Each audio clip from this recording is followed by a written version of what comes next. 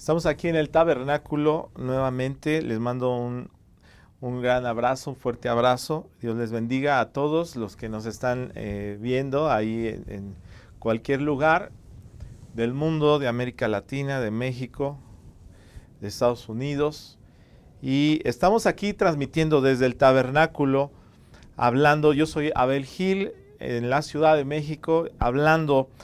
Hemos estado hablando acerca de la restauración de los hijos de Dios, de la sanidad de los hijos de Dios, del posicionamiento del cuerpo de Cristo y de la identidad de los hijos de Dios. Entonces vamos a comprender primeramente que los hijos de Dios, la iglesia de Jesucristo, ha sido llamada a entrar al lugar santísimo, y no estamos, el diseño no es para quedarnos en tribulación.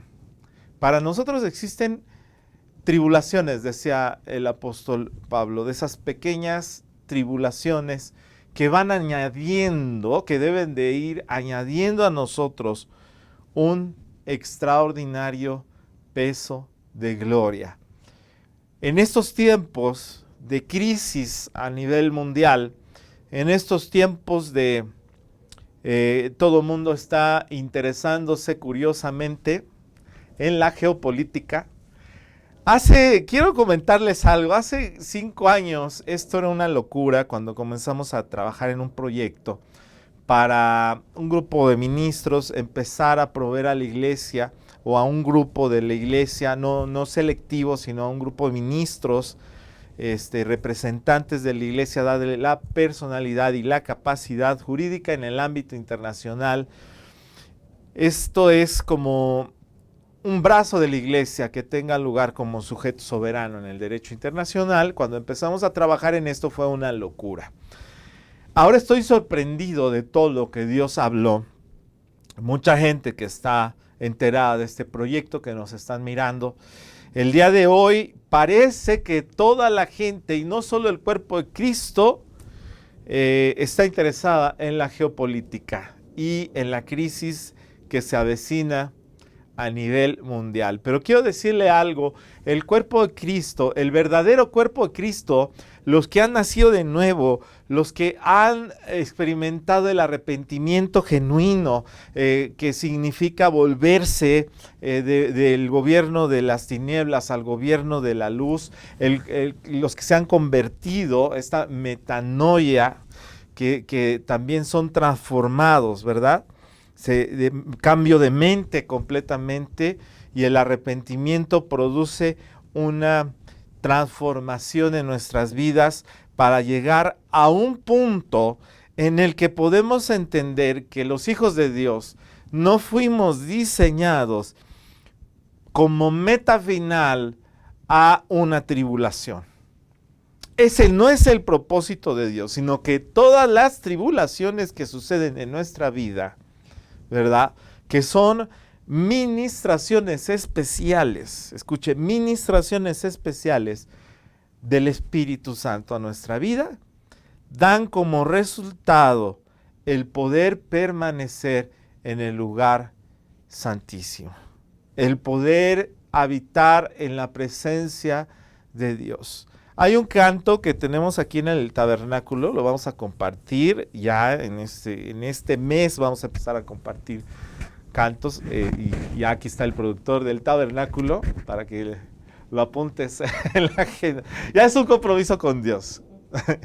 Es mi hermano amado, que es el que está trabajando. Bueno, todos trabajamos, ¿no?, con mucho ahínco, para que del tabernáculo salgan una adoración poderosísima. Pero hay un canto que dice también, yo quiero, es el canto de una sola cosa quiero, habitar en tu presencia, ¿no?, por siempre.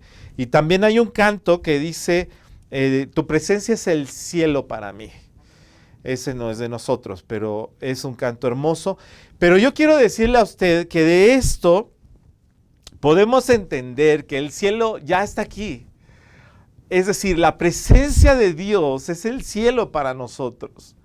Y pueden temblar las naciones, puede haber el mar se puede enfurecer y puede haber muchas cosas que parezcan muy negativas que Dios pueda permitir, pero nosotros nos deleitamos en el Señor, porque para nosotros la presencia de Dios es como el cielo. Entonces hay una eternidad que ya ha comenzado. Ya ha comenzado. Y ahora, ¿cuál es la tarea que nosotros tenemos aquí en el tabernáculo? Que cada persona que nos puede estar siguiendo desde su casa, cada persona que puede estar aquí presentes, aquí hay gente presente con nosotros, hay hijos ministeriales que nos están viendo también ahí en sus casas, y el Señor está hablando de que cada uno de nosotros podemos predicar el Evangelio de Jesucristo. A mí me preguntaba un hombre, platiqué este fin de semana con personas que lo conocen, un hombre de la colonia donde yo crecí, estuve por ahí y se me acerca y me empieza a hacer preguntas de esta crisis, acerca de la geopolítica, acerca de, bueno, y por qué a mí me invitan a la iglesia, decía, pero yo no siento que eso sea lo que me haga falta, me decía. Y mi respuesta fue interesante y creo que no le respondí, sí, debes ir a la iglesia. Le dije, mira, a veces no tiene caso ir a la iglesia si tú no estás conectado con Dios. Entonces, la tarea de la iglesia es conectar a las personas con Dios como Padre. Esto es lo que dijo Jesucristo, díganme si miento, que te conozcan a ti, el único Dios verdadero. Entonces dice, voy a la iglesia. Bueno, la iglesia no es un lugar donde se entra y se sale, donde se va los domingos, ¿no? No sé a qué hora usted y yo nos reunamos en la iglesia. De aquí del tabernáculo está siendo capacitada gente para abrir las reuniones en sus mismas casas también y tener los lugares para reunirnos. Somos también una iglesia en crecimiento. Pero la iglesia no es un lugar donde yo entro y salgo, donde yo voy y vengo. Ya tenemos que quitarnos esa idea dominical. No que no vayamos a la iglesia los domingos. La iglesia es lo siguiente.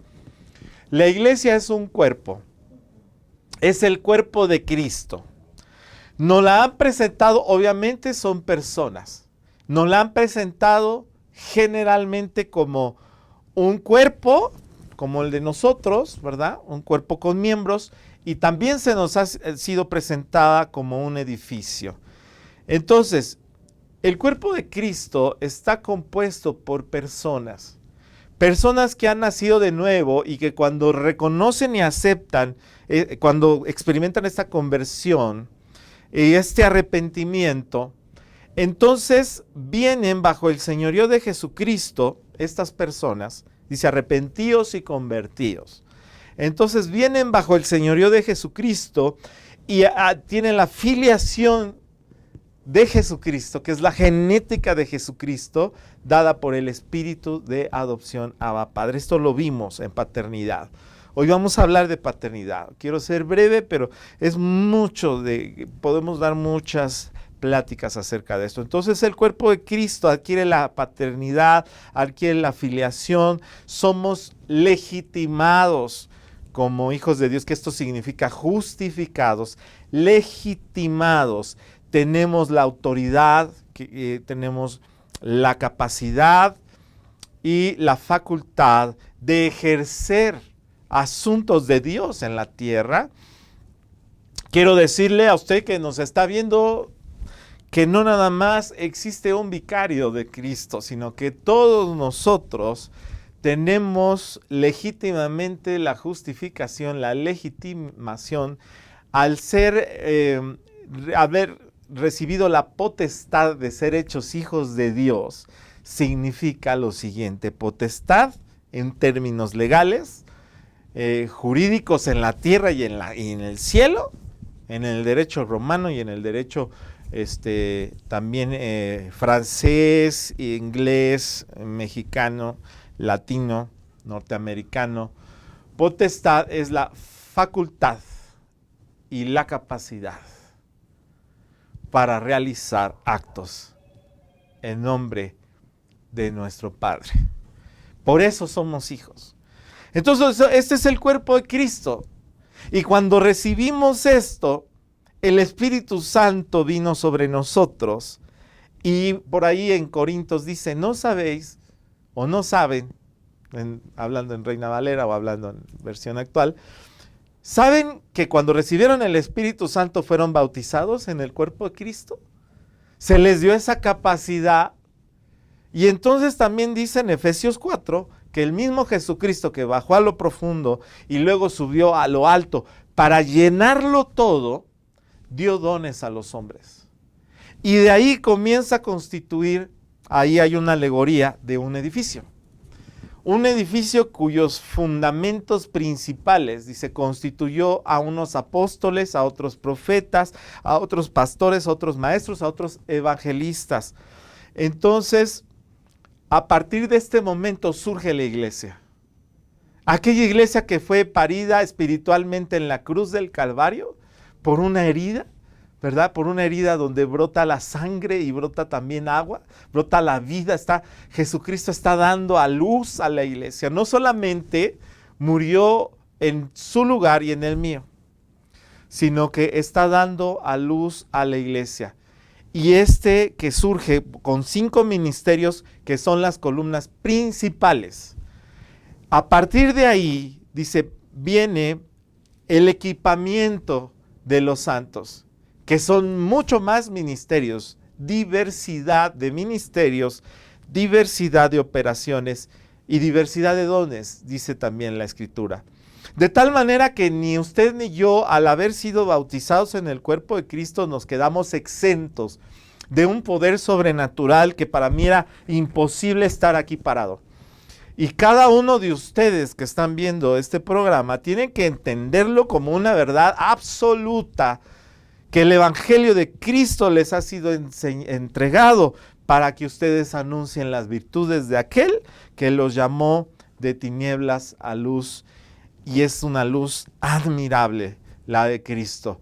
No es cualquier luz, una luz admirable. Quisiera que en este momento, al creerlo yo, las palabras que Dios está poniendo en mi boca puedan alumbrar su camino, porque yo lo creí. Por esa simple razón de que Dios me ha llamado, dice que yo soy parte de la nación santa.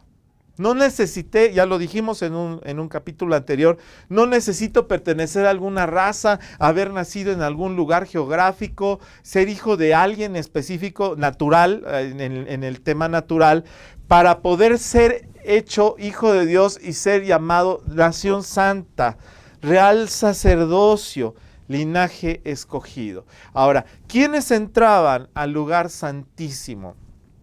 Aquellos que eran alumbrados con la luz del menorá. A mí mi padre espiritual, mi pastor me estuvo enseñando hoy precisamente de eso, algo tremendo acerca de la menorá, de cómo al alumbrar a los sacerdotes, ellos entraban a la presencia de Dios. Había una intensidad en esta luz. Entonces yo le pido a Dios que a través de mi ministerio también se pueda reflejar la luz de Cristo para que toda la gente que pudiera estar cerca, que pudieran estar en un discipulado, no se quede en un discipulado, sino que también puedan entrar a la presencia en calidad de sacerdotes, por lo que fuimos hechos reyes y sacerdotes. Ahora, vamos otra vez desde el principio.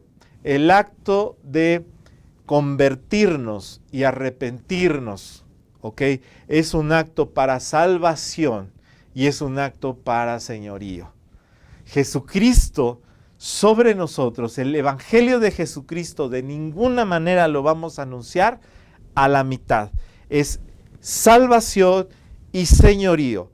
Estoy hablando de un edificio que es la iglesia.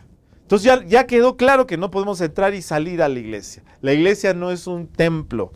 La iglesia no es el edificio. Nosotros necesitamos un edificio para juntarnos, ¿verdad? Cada grupo, digamos, nos agrupamos. Antes decía un dicho tradicional que Dios los hace y ellos se juntan, ¿no? Y parece como que es muy bíblico, ¿verdad? Porque hay una unidad, hay algo que nos atrae, que tenemos un propósito en común. Y este propósito en común es lo más maravilloso que nos puede llevar a alcanzar una meta, que es entrar a la presencia de Dios de manera permanente y poder anunciar esas virtudes de aquel que nos llamó de tinieblas a luz. Entonces, dos actos: arrepentidos y convertidos. Arrepentirnos y convertirnos. De aquí viene que ese edificio tiene como fundamento a Jesucristo. Pero Jesucristo no solamente es el Salvador, sino que es el Señor. Entonces tenemos dos actos poderosos y quiero describírselos ampliamente, a grandes rasgos más bien. Jesucristo murió en la cruz, en su lugar, en mi lugar. Y aquí hay una serie de situaciones legales que nos van a exentar como culpables confesos de pagar la condena. Sabemos que ni aquí, iba a decir ni aquí ni en China, pero ahorita está prohibido decir China.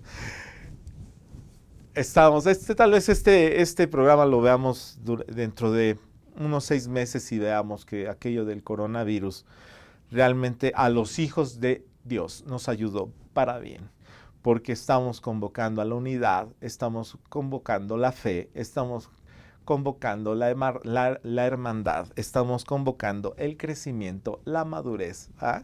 Y tenemos poder también para detener cualquier artimaña, sea verdad o sea mentira, del enemigo, ¿verdad? Puede ser un ataque espiritual o lo que sea. Entonces, así después de esta breve ilustración de lo que estamos haciendo, Jesucristo murió en nuestro lugar, en la cruz. Y nadie, ni aquí, ni en China, ni en ningún lugar del mundo, alguien puede ser condenado 2 veces por el mismo delito. En el cielo, una persona no puede pagar 2 veces con la muerte por el pecado, solo una vez. Por lo tanto, en el momento que hagamos nuestra confesión como culpables confesos de pecado, por la fe en Jesucristo, porque lo hacemos por la fe en Jesucristo, el Espíritu Santo nos ha convencido del pecado, ¿verdad? Y por esta fe, Jesucristo, de una manera eterna, podríamos decir hoy, hace 2000 años, o sea, es algo de la eternidad a la eternidad el sacrificio que hubo, traspasó las dimensiones del tiempo y del espacio, el sacrificio de Cristo. Él muere en su lugar y en mi lugar. Y en el lugar de cada uno de las personas, de cada quien, Él muere. Y si nosotros ya pagamos en Cristo nuestra condena, tenemos que hacer válido esto de que nadie puede morir 2 veces por el mismo pecado, por la misma. Nadie puede ser, condenado 2 veces por el mismo delito. Pero hay algo más que el Señor nos está poniendo. Él como fundamento nos ha redimido, nos ha restituido, ser hijos de Dios. Y en el lugar donde nos ha colocado usted y a mí, no podemos dejar a un lado el señorío. Jesucristo como fundamento es el Salvador y es el Señor. Entonces tenemos que seguir a Jesucristo y esto es convertirnos del gobierno de las tinieblas al gobierno de la luz. A Pedro, al apóstol Pedro, se le profetizó que en ese momento él se ceñía y él iba a donde quería. Sin embargo, en un futuro, otro, le dijo el Señor Jesucristo, otro te ceñirá e irás a donde tú no quieras. Estaba anunciando con qué muerte había de morir. Pero muchos no lo entendieron. Quiero decirle que usted y yo también estamos profetizados para esa muerte. No es una muerte de asilo de ancianos, o sea, donde no nos vamos a poder cambiar la ropa, otro nos va a cambiar la ropa y nos van a llevar así como en una silla de ruedas a donde ellos quieran. No, Se trata de morir a nuestro propio gobierno, ¿ok? Y se trata de tomar la cobertura de Dios, la vestimenta de Dios, provista no solamente por, el Espíritu Santo, pero no siempre de forma directa del Espíritu Santo, sino a través de la cobertura ministerial. Nosotros somos revestidos y entramos en un gobierno. A esto es a lo que voy. La iglesia no va a poder experimentar una plenitud y no podemos ser librados de todas las tribulaciones si no estamos bajo gobierno de Jesucristo. Entonces el gobierno de Jesucristo, lo que vamos a ver en algunos versículos, es a través de las coyunturas, a través de ministerios y a través de la paternidad. Dios es el Padre de los espíritus. Dios no necesita que otro le haya. Hay teorías creacionales en donde vinieron otros a crearnos. Es terrible eso. Dios no necesita que otro nos haya creado. Él es el Padre de los espíritus. Pero los ministerios de la iglesia debemos producir un engendramiento para Dios de hijos espirituales. Por eso el apóstol Pablo le escribe a Filemón, en la epístola a Filemón, en donde le dice que reciba a su hijo Onésimo, engendrado en sus prisiones.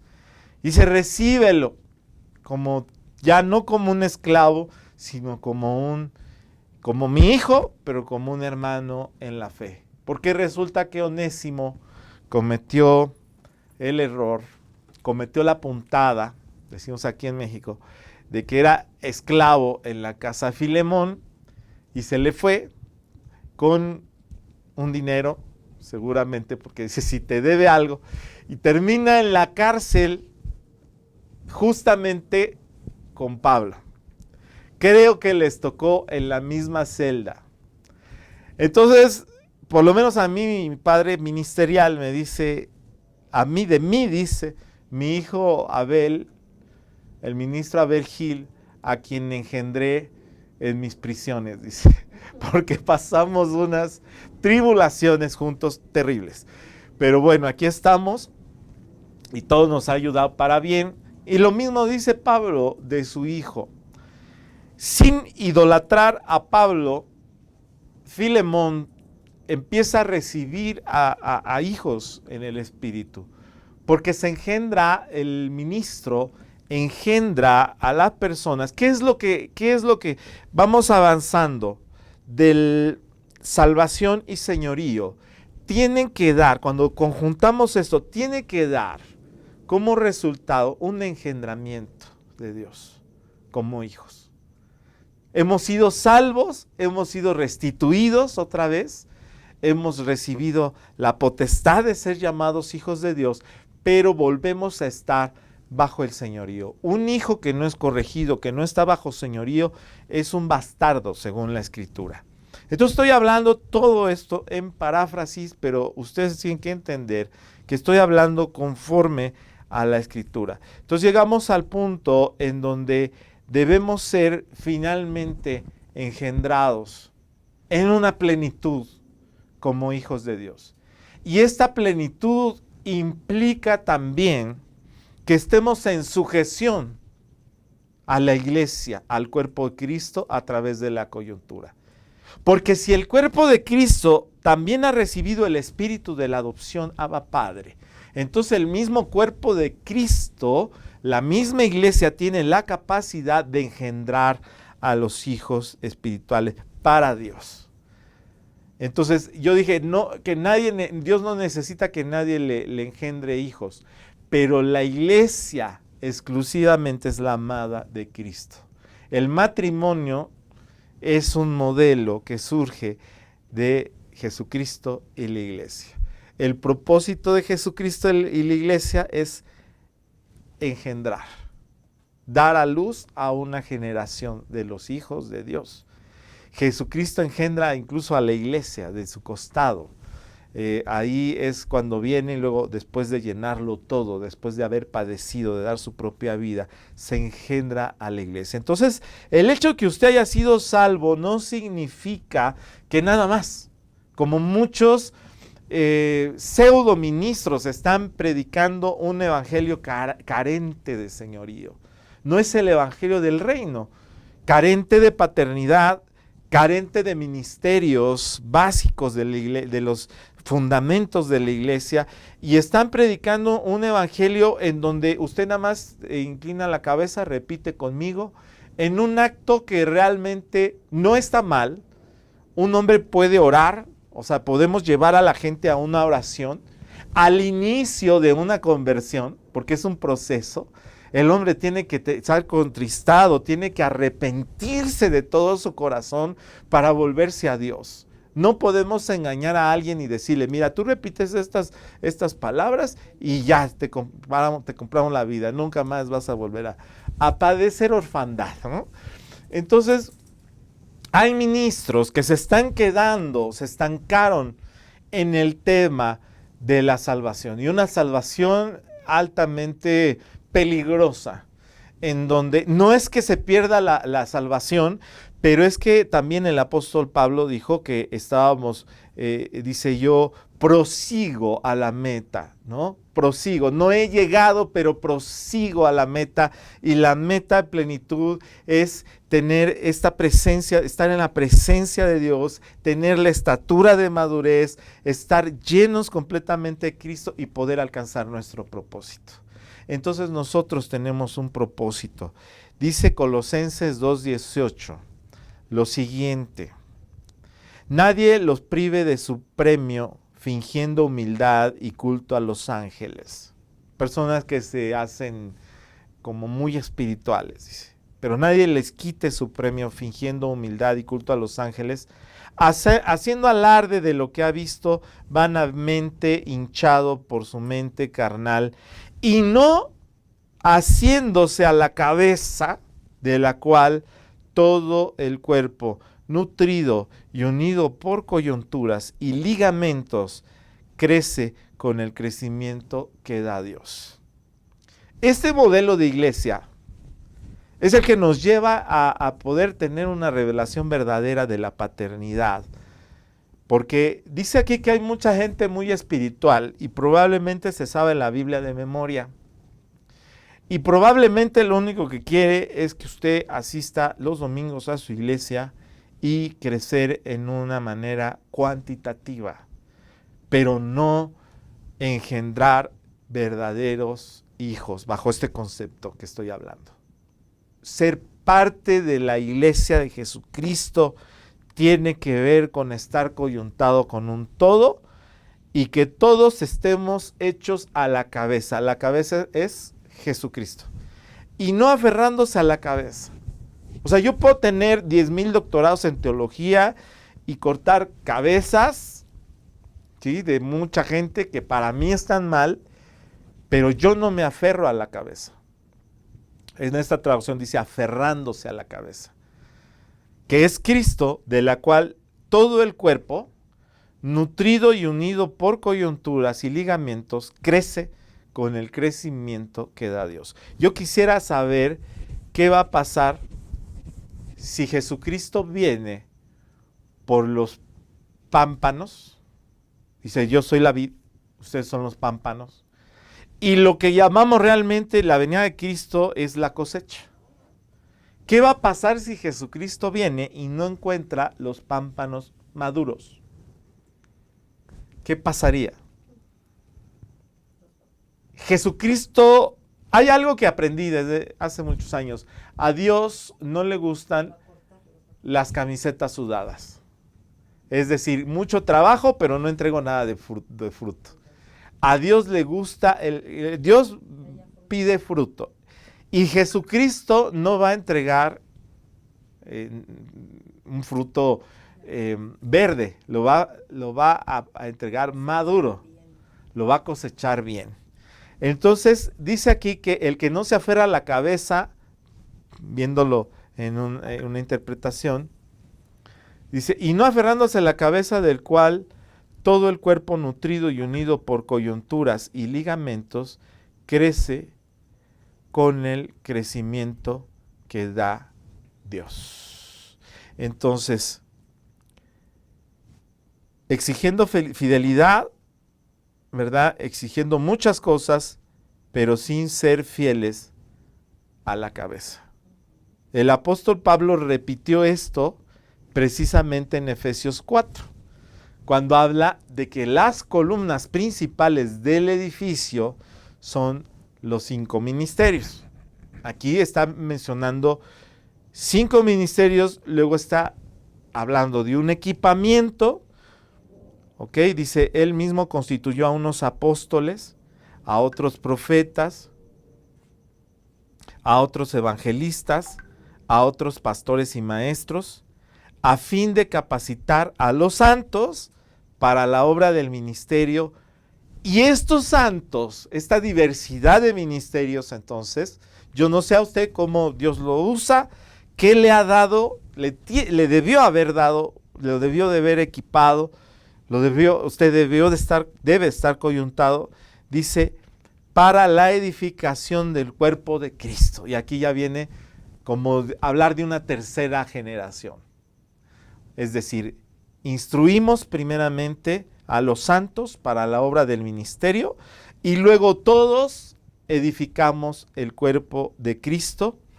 Dice, hasta que en el versículo es el Efesios 4:13, hasta que todos alcancemos la unidad de la fe y del conocimiento del Hijo de Dios, hasta ser un hombre de plena madurez, hasta la medida de la estatura de la plenitud de Cristo. Pocos ministros sabemos que eso a lo que le llamamos el arrebatamiento de la iglesia, que es como una cosecha, tiene que ver con la vendimia y el rebusco. Entonces, así se cosecha. La vendimia es cuando se recoge únicamente el fruto maduro. Y Jesucristo viene por el fruto maduro. Ya después, los que se salven a través de las tribulaciones y todo lo demás. No quiero, luego vamos a seguir hablando de eso, porque mucha gente, no, es que todo ojo le verá. Y no, a ver, espérame. Jesucristo viene en lo secreto por un fruto maduro. ¿Ok? Hay otra dispensación en donde después, en un futuro, cuando todo ojo le verá, la manifestación a todo ojo. Pero por la iglesia, por el fruto maduro, el Señor viene a encontrarse en lo secreto. Y eso es lo maravilloso, pero es lo peligroso. ¿De dónde lo sacamos? El Señor en la última cena tomó una copa de vino y dijo, no volveré a tomar del fruto de la vid hasta que esté con ustedes. Quiero hacerlo interpretativo, es cuando se haya manifestado el reino de mi Padre. No vuelvo a tomar el fruto de la vid. Y acuérdese que el copero del rey toma las uvas y las exprime delante de Dios, proféticamente. Entonces está hablando, dice, hasta que esté con ustedes. ¿Quiénes son ustedes? Nada más los discípulos que estaban ahí o los apóstoles. Somos nosotros. Si es que realmente nos hacemos a la cabeza y que a través de las coyunturas podamos alcanzar esto. ¿Ok? Dice Efesios 4:15, más adelante todavía. Dice, sino que siguiendo la verdad con amor, crezcamos en todo hacia aquel que es la cabeza. ¿Quién es la cabeza? Cristo. El 16 dice, de parte de él todo el cuerpo, bien concertado y entrelazado por la cohesión que aportan todos los ligamentos, en otras por la conexión que apuntan sus coyunturas, recibe su crecimiento de acuerdo con la actividad proporcionada a cada uno de los miembros para ir edificándose en amor. Amén. Nadie puede decir que no puede edificar a otros. Nadie dentro del cuerpo de Cristo. Ese es el cuerpo de Cristo. Si usted está experimentando esto, créalo. que usted tiene esta facultad y esta capacidad ya como hijo de Dios para edificar a otros. Pero si usted no está coyuntado y no ha experimentado la paternidad ministerial viene como consecuencia de la paternidad de Dios, porque es algo que tenemos que pedirle a Dios a través del espíritu de adopción Abba Padre. Debemos pedirle a Dios, ¿ok? Debemos pedirle que Él nos revele su paternidad. Y la paternidad es algo que perpetúa nuestra fe. Porque cuando nosotros realmente hay una revelación a mi espíritu de paternidad, yo sé que voy a llegar hasta el final siendo hijo de Dios. No como una religión que hoy adopté y no me siento a gusto aquí, luego allá, luego acá, y al rato ya hasta cambio de religión y una serie de cosas y de doctrina en doctrina, porque lo dice Efesios 4, para que ya no andemos como niños fluctuantes. Tenemos que estar bien cimentados en una doctrina verdadera, que viene por revelación. De hecho, Efesios empieza, estoy orando para que tengan revelación y para que reciban el espíritu de revelación y el espíritu de sabiduría. Y que puedan entender todas estas cosas.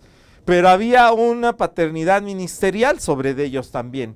Y luego viene la revelación de la paternidad de Dios. Y es cuando nosotros podemos entender que ser hijos de Dios no tiene límites nuestro crecimiento, que vamos a seguir creciendo, que vamos a llegar hasta el final. Cuando yo entendí esto, me di cuenta que mi padre nunca me iba a abandonar. Muchas personas no pueden concebir la paternidad de Dios como algo real, ¿ok? Necesitamos una revelación de la paternidad de Dios como algo prácticamente palpable, como algo eterno, ¿ok? Esto traerá señorío en nuestras vidas, porque nuestros padres, los que todavía tenemos padres, pensamos que hasta el último día de su existencia van a ser nuestros padres. O sea, no pensamos en abandonarlos. Pensamos eso, un verdadero hijo es así, honrándolo siempre. Cuando Dios revela su paternidad, entramos al señorío. Pues es mi papá. ¿Cuántas veces, a mi edad, yo quiero decirle, a mi edad, de repente mi padre tiene 86 años y de repente cuando estoy en su terreno, bueno, trato ahí de cubrirme en el mío, ¿no? Porque si llega y me suelta una orden, pues sí, papá, o sea, va a seguir siendo mi papá y a veces no tiene la razón. Claro, yo soy responsable de mi familia, pero a mi padre lo honro y lo pienso honrar hasta el último de los días, ¿no? Entonces, pero va a llegar un día, hay personas que no han experimentado tal vez ningún tipo de paternidad. Hay personas que han vivido una ausencia de su padre. Algunos por la edad ya no contamos o ya no cuentan con un padre. A lo mejor hace años que ya no está el padre. Entonces en este momento nos cuesta trabajo. ¿Cómo vamos a abrazar? O sea, ¿cómo lo vamos a concebir a Dios nuevamente? ¿No? Como que se nos ha olvidado. Pero también hay personas que nos están viendo que han sido muy lastimadas por sus mismos padres. Otros nunca han experimentado una paternidad. Otros no la hemos experimentado por la ignorancia de nuestros mismos padres, ¿verdad? Nadie nos ha enseñado a ser padres. Entonces, la iglesia tiene que aprender a tener el corazón de padre. Es una adopción. El cuerpo de Cristo llega a la madurez. La iglesia madura es como si fuera la mujer, ¿verdad? La esposa. Pero fíjense en esto, cuando llega la madurez, es como el varón perfecto, es uno con Cristo. Entonces engendra como una paternidad. Si alguien lo niega es porque no ha experimentado ni la paternidad sobre su vida, no tiene corazón de padre y tampoco está dispuesto a pagar el precio para procrearle hijos a Dios. Porque yo recuerdo cómo Pablo lo dijo. Mi hijo Onésimo engendrado en mis prisiones. Y si te debe algo, ponlo a mi cuenta, que tú también bastante me debes. Aunque se te escapó con un dinero, probablemente le robó a Filemón, está pidiendo por el perdón de un hijo que no se quedó en discípulo, sino que experimentó la paternidad espiritual de Pablo. Entonces, quiero decirle que es urgente. Empezamos hablando de una crisis geopolítica. Empezamos hablando, dice, bueno, ¿y todo esto qué tiene que ver con la geopolítica? Quiero decirle algo. Todo lo que pueda estar sucediendo después del coronavirus, después de las amenazas de guerras, rumores de guerras, mentiras, engañadores, hombres calumniadores, gente que está buscando volverse a las fábulas. Bueno, todo lo que está hablando la Escritura y que va a caer una estrella del cielo y luego otra, todo esto, yo quiero decirle una sola cosa: usted debe de recibir hoy, en este momento, el espíritu de adopción, Abba Padre. Es el mismo, solo hay un espíritu, solo hay un Dios. Así empezamos en Efesios 4, un solo Dios, un solo espíritu, una sola muerte, ¿verdad?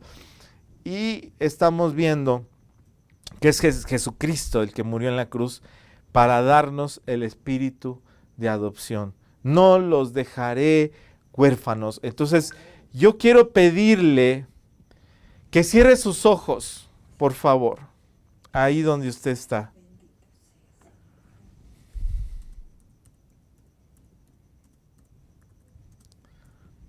Cierre sus ojos ahí donde está. Si quiere levantar sus manos ahí donde usted está y piense que esto Dios lo está declarando en calidad de urgencia para usted. Para usted. En calidad de urgencia. Señor, a ti te urge que te conozcan a ti, el único Dios verdadero. Uno de los problemas que sucedieron ante el mundo religioso de la época de Cristo, de Jesucristo, es que Jesucristo te llamó Abba, papito. Pero es una revelación que necesitamos en este momento, Señor. La gente que está allá, del otro lado de la pantalla, la gente que está aquí en el tabernáculo, necesitan urgentemente recibir una revelación profunda de cómo es tu corazón como Padre y aprender a verte, a amarte como Padre.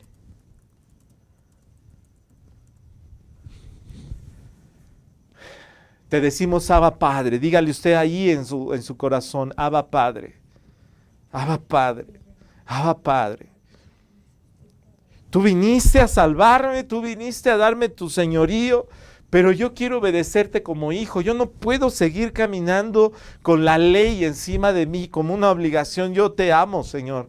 Yo quiero ser tu hijo, quiero ser engendrado. Señor, declaramos por tu palabra una paternidad sobre la iglesia, Señor. Una iglesia que ha sufrido orfandad.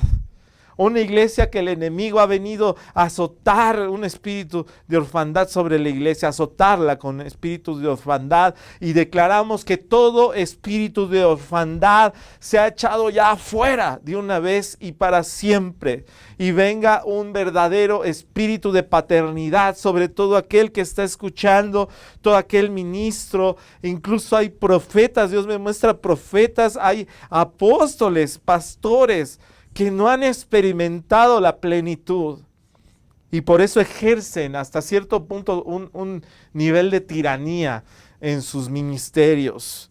Necesitamos paternidad, Señor. Necesitamos el espíritu de adopción que sea parte de este gobierno, Señor. Queremos que nos gobiernes con paternidad, Señor. Queremos que nos gobiernes, no queremos ser bastardos. Todo espíritu bastardo, todo espíritu de orfandad, en este momento usted renuncia y en su corazón diga: yo renuncio a toda orfandad que haya venido sobre mi vida. Si por cualquiera que sea la razón sea rota esa cadena, a lo mejor su mismo padre le infundió esa maldición, a lo mejor viene de cadenas generacionales, un espíritu de orfandad, un espíritu bastardo. Pero tenemos un Padre que está por nosotros y con nosotros y que ha dado su vida por nosotros y que va a estar con nosotros hasta el fin de los tiempos, todos los días. Nos va a fortalecer y nos va a ensanchar este corazón. Yo le pido que ensanche su corazón para poder aprender, para que busque un corazón en los ministerios a donde usted se cobije, que realmente tengan corazón de padre, para que Dios se manifieste a través de ellos, porque un verdadero padre en la iglesia, dentro de la iglesia, ministerialmente hablando, lo va a coyuntar con Cristo como cabeza, con Cristo, con Dios como Padre, con el Padre Yahweh, que es el Padre de los espíritus. Aquí los ministerios van a poder llevar van a poder restituir algunas cosas y conectarlo con Dios para que restituya en su totalidad su alma. Porque lo que está en orfandad, cuando venimos ya como hijos de Dios, algo que puede permanecer, escuche esto, en orfandad es nuestra alma. Necesitamos restaurar la paternidad en nuestra alma y su alma necesita ser pastoreada en la tierra también, en la iglesia. Coyúntese a la iglesia. La iglesia no es un lugar donde usted entra un rato y sale. Si está sintiendo algo cuando entra y luego ya no lo siente cuando sale, se siente descoyuntado, se siente perdido, perdida, cuidado.